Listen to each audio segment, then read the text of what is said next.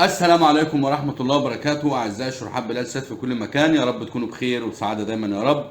طبعا موضوع النهاردة موضوع جميل وموضوع بسيط لكل أجهزة الصن بلس 1506 تي. طبعا سوفت مميز وتحويل رائع والحل مشاكل الجهاز، لأن طبعا الجهاز ده ملوش سوفتات نهائيا على أي قناة، وبفضل من ربنا هيبقى سوفت محترم لكل أجهزة الصن بلس 1506 تي. يلا فاصل ونواصل.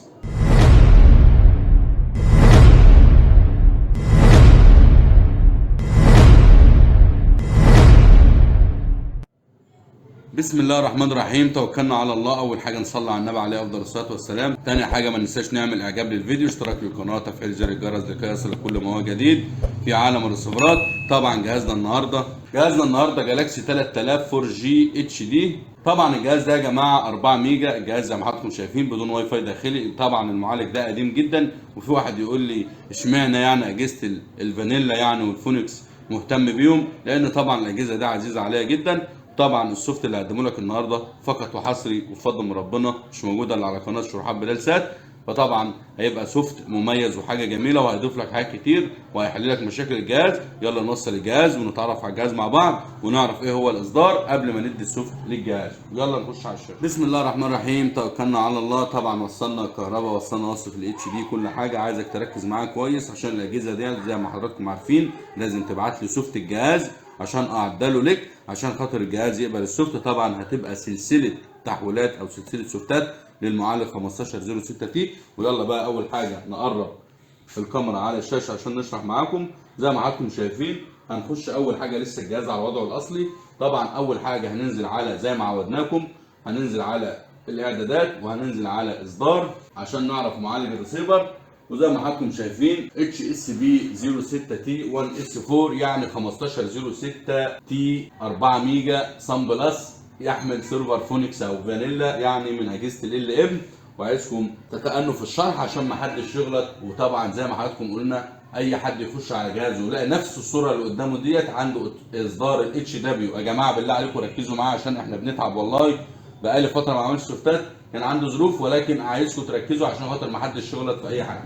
زي ما حضراتكم شايفين قلنا، والميزه في الجهاز ده يا جماعه ان اللودر بيشتغل معاه، ولكن احنا عايزين نشوف الصوره ديت موجوده عند الصوره ديت وعند الاصدار ده، يبقى ما خافش يودي جهاز السوفت عادي. وطبعا اي جهاز من الاشباه ديت هتبعت لي السوفت عشان اعدله. طبعا هنرجع باك، هنطلع بره خالص ونخش على منيو تاني وننزل على اعدادات، وبعد كده هنخش على تحديث اليو اس بي، وبعد كده هنخش على السوفت اللي انا هسيبه لك في رابط وتعليق مثبت في الفيديو تحت الفيديو. طبعا عندنا 1506 ال ام. كل السوفتات دي يا جماعه ركزوا معايا، كل السوفتات ديت سلسله سوفتات، يعتبر فيها سوفتات كتير ولكن انا فضلت الاجهزه ديت اللي هنحول لها. وطبعا نخش على الايكون ونعمل اوكي. طبعا بعتذر على التطويل في الفيديو والشرح ده، لان انا للاسف انا لسه معدل السوفتات وبصراحه ما جربتهاش.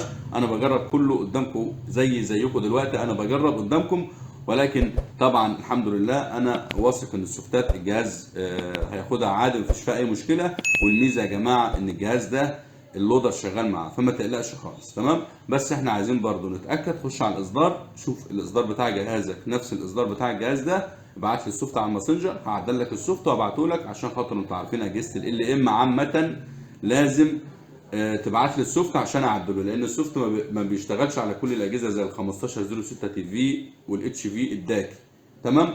وهنا في تنبيه مهم، بلاش يا جماعه اي حد يحمل اي سوفت عنده على القناه ويعمل تحديث اونلاين، لان طبعا لما بتعمل تحديث اونلاين بتغير الهيد بتاع الجهاز، وطبعا عشان تيجي ترجع للسوفت الاصلي بيبقى صعب. وفي ناس كتير حولت وجت ترجع للسوفت الاصلي ما رجعتش ليه؟ عشان هو عمل تحديث اونلاين. فبلاش، لان انا ببقى منزل احدث سوفت للجهاز، فبلاش نتلاشى طبعا تحديث الاونلاين للاجهزه وكده. فطبعا السوفتات كلها جميله وسوفتات بتضيف لك حاجات قيمه. فطبعا عايزين دعم القناه، اعجاباتك، تعليقاتك، اشتراك في القناه دعما لنا لكي يصل كل ما هو جديد. ونرجع تاني بقى للجهاز. فتح معانا زي ما حضراتكم شايفين طبعا اجهزه الايكون محترمه. طبعا التحويل ده حصري وفقط على قناه شروحات بلال سات. طبعا هنخش اول حاجه منيو، زي ما حضرتك شايف المنيو اتغير. طبعا بنقدر نتنقل بين السوفتات دي كلها لان انا معدل الثلاث سوفتات لجهاز واحد. عايزكم تركزوا معايا، معلش انا طولت عليكم في الفيديو ده بس عايزك تركز لانك انت المستفيد الاول في الايه في الشروحات دي كلها. طبعا اول حاجه هنخش على الاعدادات، هننزل على كلمه اصدار. زي ما حضراتكم شايفين عندنا الجهاز فوق اتش اس بي 06 تي، يعني زي ما قلنا طبعا بيدعم الفلاشه 5370. طبعا اول حاجه هنرجع نخش على اعدادات الايثرنت ونشوف كده هل الجهاز هيضيف لنا حاجه جديده، اي حاجه كده هنشوف مع بعض. هنخش على الواي فاي وندخل الواي فاي بتاعنا. طبعا زي ما حضراتكم قلت لكم طبعا نفس المشكله هي الاجهزه دي كده يا جماعه. طبعا يا جماعه التحويل ده شغال عليه العدسه تمام والروم تمام والاشاره تمام، كل حاجه تمام، يعني ما تقلقش خالص من تحويل الايكون ده، وهياخد ملف قناه عربي عادي وكل حاجه نفسك فيها موجوده عليه. نخش منيو عشان خاطر ندخل الواي فاي زي ما قلنا. طبعا في هنا نقطه مهمه برضو، لو حبيت تدي للجهاز السوفت اللي هو زيه اللي هو بيدعم الفلاشه القديمه عادي، الاثنين هيقبلوا بعض، بس انت ما تديش للجهاز سوفت اونلاين عشان خاطر مش هتقدر تتنقل بين السوفتات ولا ترجع للسوفت الاصلي ادام اديت الجهاز سوفت اونلاين. فانا عمال اكرر في الموضوع ده عشان خاطر ما حدش يعرف الموضوع ده ويرجع يقول لي انا عايز ارجع جهاز ومش عارف الكلام ده كله. هنرجع باك واول حاجه هنخش على تطبيقات، وعندنا بقى زي ما حضرتك شايف كده حاجات كتير ضافها لنا اهوت. طبعا الجهاز على وضعه الاصلي ما كانش فيه الكلام ده كله. هنخش كده مثلا هنرجع باك ونخش على الشبكه تاني ونخش على فانيلا اكس اكتيفيشن. زي ما حضرتك شايف سحب معانا سيريال للجهاز. طبعا الجهاز على وضعه الاصلي ما كانش فيه، نسمي الله كده ونعمل اقدر كونكت. وزي ما حضرتك شايف الصوره بمليون كلمه، الصوره ب 900 كلمه. والله العظيم انت محظوظ، وطبعا انت محظوظ ان انت طبعا مشترك على قناه بلال سات. والله انت محظوظ عشان مشترك على قناه بلال سات، لان زي ما حضرتك شايف انا ما كنتش متوقع اللي حصل ده. الجهاز سحب معانا 730 يوم اكسباير سيرفر فانيلا، يعني الجهاز بتاعك دلوقتي كان جهاز معدوم، هو جهاز عادي اصبح جهاز دلوقتي عليه سنتين تقدر تستفيد بيهم شيرنج. يعني اي كاميرا طبعا السيرفر ده بيفتح اموس وبيفتح اقمار كتير وبيفتح بين على القسطره. طبعا حاجه جميله جدا. نرجع بالكاميرا لان بصراحه انا فرحت لما شفت اللي انتم شفتوه ده، لان انا بصراحه ما كنتش مجرب. وزي ما حضراتكم شايفين ده اول حاجه جميله واول حاجه من قناه بلال سات لكم. هنرجع باك نخش على تطبيقات، نخش على البوب لايت كده ونسمي الله. مش كل حاجه هنلاقيها. طبعا الجهاز هو سحب معانا سيريال وسيرفر، ولكن طبعا الجهاز نفسه ما بيدعمش البوب لايت. طبعا ممكن مش كل حاجه هنلاقيها يا جماعه. زي ما حضراتكم شايفين هو ما اشتغلش معانا. طب نيجي نخش على الجوجل لايف. هو بصراحه كده زي ما حضراتكم شايفين كل اللي استفدناه من الايكون احنا بنجرب مع بعض. انا مش عايز حد يقول انت طولت وايه يا عم وخلص، انا بجرب معاكم زيه. فطبعا استفدنا من السوفت ده زي ما حضراتكم شايفين 730 يوم سيرفر، ده حاجه كويسه جدا، سنتين سيرفر يعني. وطبعا بيبقى ملف قنوات عادي والريموت شغال عادي والاشاره شغاله عادي والعدسه وكل حاجه تمام.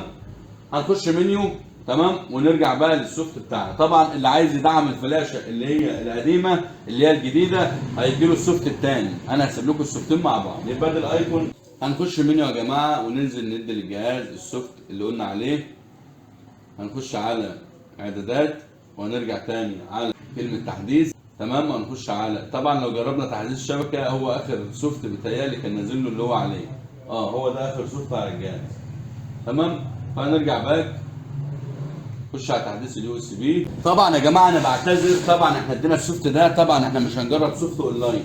فطبعا في مفاجاه جميله وانا بعمل الشرح ده والفيديو ده، وانا بسجل الشرح ده والفيديو ده كنت شغال على الكمبيوتر. المهم لقيت سوفتين كمان او 3 سوفتات جداد، فهنجرب مع بعض. يبقى احنا كده خلينا بقى واحده واحده، معلش انا طولت عليكم في الفيديو. يبقى انا جربت الايكون تمام وسحب معانا 731 يوم، وجربنا الفايب ستار عشان نشوف السوفت الجديد ما رضيش يحمل معانا تمام. فاصبح معايا كمان سوفتين جداد هنخش زي ما حضراتكم شايفين دلوقتي تمام. معلش الشرح ده هيبقى ملخبط شويه بس عايزك تتأنى في الشرح معلش. يبقى عندنا ادي 1 2 3 4 5 6 تحويلات، سلسله تحويلات للمعالج والسوفت والاجهزه الصن بلس 1506 تي ال ام يحمل سيرفر فانيلا تمام. هنسمي الله كده ونجرب مثلا السوبر ماكس ده ونعمل اوكي ونصبر كده. طبعا الاجهزه دي كلها تقدر تدي السوفتات. هنرجع بالكاميرا كده عشان بس نوضح لكم الصوره ديت. طبعا الاجهزه دي يا جماعه كلها تقدر تبدل بين السوفتات بين الست سوفتات دول عن طريق اليو اس بي. طبعا للجهاز بتاعنا اللي هو الجالاكسي 3000 اتش دي 4 جي تمام. الجهاز ده قلنا كل الست تحويلات دول الجهاز ده هياخده. طب انا مثلا عندي جهاز تاني، يبقى انت هتبعت لي السوفت وانا لما اعدل لك السوفت الست تحويلات هيقبلهم عندك برضه. تمام، عشان نبقى بس نكون ايه فاهمين القصه ماشيه ازاي. تمام. طبعا انت عندك لودر، ادي للجهاز باللودر، ما تقلقش من غير ما تبعت لي، ادي للسوفت الجهاز باللودر هيشتغل معاك. تمام. تمام. هنرجع بقى بالكاميرا كده عشان نجرب بقى. معلش هطول معاكم في الشرح ده، ولكن والله ده لكم انتوا مش ليا انا، لان طبعا ده سلسله تحويلات وبجد انا بجربها يعتبر مباشر معاكم. يعني انا مش مجرب عشان خاطر اقول لك السوفت ده حلو لا والله بجرب معاكم. انا ما جربتش طبعا لضيق الوقت ان انا اجرب وارجع اعمل شرح وفيديو. الجهاز سحب معانا السوفت. تمام. يبقى ده ثالث سوفت بنجربه، عايزك تركز معايا، ده ثالث سوفت بنجربه. طيب اول حاجه طبعا العدسه شغاله معايا تمام اهوت، وطبعا هنشوف كده بسم الله الريموت شغال معانا. طبعا الفتحه بتاع الجهاز حاجه محترمه. هتشوف معانا لو ما كنتش عملت اعجاب للفيديو بالله عليك اعمل اعجاب واشتراك للقناه وتعليقاتك واعجاباتك، لان طبعا ده هيبقى مهرجان تحويلات وسوفتات للمعالج القديم 1506 تي. اول حاجه هنخش كده منيو. تمام. الجهاز ده برضو تحس يعني واحد يقول لا ايه يا عم ده، طب ما هو نفس الشكل اللي فات. لا نفس الشكل اللي فات بس سوفت احدث. طبعا الاجهزه دي كلها تركي يا جماعه، الاجهزه ديت السوفتات اللي انا بديها ديت كلها تركي. تمام. بس الجهاز فتح معانا بسوبر ماكس، الثاني كان فايف ستار او هاي تك. تمام. وطبعا هنا لو جينا دخلنا على الاصدار زي ما حضرتك شايف فوق السوفت احدث، يعني التاريخ 2020 الثاني كان ب 2018. يبقى نعمل ايه عشان نشغل واي فاي؟ هنرجع باك بقى كده. تمام. ونخش مع بعض كده على اعدادات الايثرنت. طبعا لو ما اشتغلتش معانا هنقفل الجهاز. صحصح معايا كده، عايزك لفوق وصحصح معايا. لو ما جابش دلوقتي الفلاشه هنضطر ان احنا نقفل الجهاز بالريموت ونفتحه عشان يظهر لنا الفلاشه. تمام. ظهر معانا الفلاشه الحمد لله زي ما حضرتك شفت كده بالظبط. زي ما قلت لك في الفيديو ان ادام سحب معانا على الايكون، سحب معانا على الايكون ال 731 يوم، فهم ثابتين معانا مش هيتغيروا. ايه اللي يفيد كده؟ الرساله اللي ظهرت لك. ولو دخلنا هنا اهو اكسبايرد افتر 731 يوم، سنتين. ده اول حاجه. طب عايزين نشوف اي حاجه اضافات كده من اللي انتوا فاهمينها، الباقه البنفسجيه، الباقه الحمراء، الزرقاء، الصفراء، كل الكلام ده طبعا احنا بنحاول زي ما حضرتك شايف. نرجع بقى بالكاميرا كده سريعا عشان ما نوديش نفسنا في ده. تمام. ونرجع كده ونشوف الجهاز ده فتح معانا حاجه اسمها لايف تي في. طبعا الجهاز عليه حاجات بلاوي كتير. طبعا عايزك بقى تعيش اللحظه وجرب انت مع نفسك. احنا قافل عنها عشان خاطر طبعا انت عارف ان ده ايه بضغط على قناتك الجميله، قناتك الحلوه اللي انت بتحبها، قناه شروحات بلال. ساعه ما كنتش عملت اعجاب للفيديو اعمل اعجاب للفيديو. صح معايا عشان انت المستفيد الاول في المواضيع اللي انا بعملها دي. تمام. يبقى ده شغال معانا تمام، سوفت تمام، معاك سيرفر ومعاك كل حاجه وشغال اشاره تمام. تمام. نجرب بقى واحد تاني كده، نخش على تحديث ثاني ونعمل اوكي. طبعا كل ده يا جماعه سلسله السوفتات ديت الجهاز هياخدها عن طريق اليو اس بي عادي، يعني احنا بنبدل بين السوفتات ديت عادي مفيش اي مشكله. فبالله عليك صحصح معايا. تمام. هنخش طبعا على الفولدر. هنخش مثلا احنا جربنا السوبر ماكس، هنجرب بقى مثلا ايه، نجرب اللي هو ايه اللايف ده. تمام.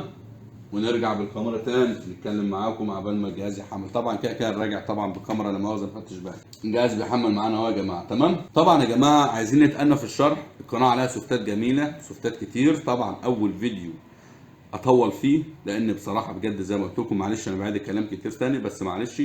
اول فيديو او اول شرح انا زيك. ازاي انا بجرب مباشر زيك. انا ما جربتش قبل كده عشان خاطر اقول لك السوفت الاحسن والسوفت زي ما حضرتك اتفاجئنا بال 731 يوم السيرفر مباشر، يعتبر مباشر والله، فيديو مباشر مش فيديو انا عامله مونتاج يعني. تمام. فعايزين نتأنى في الشرح. الدعم للقناه كل ما هو جديد.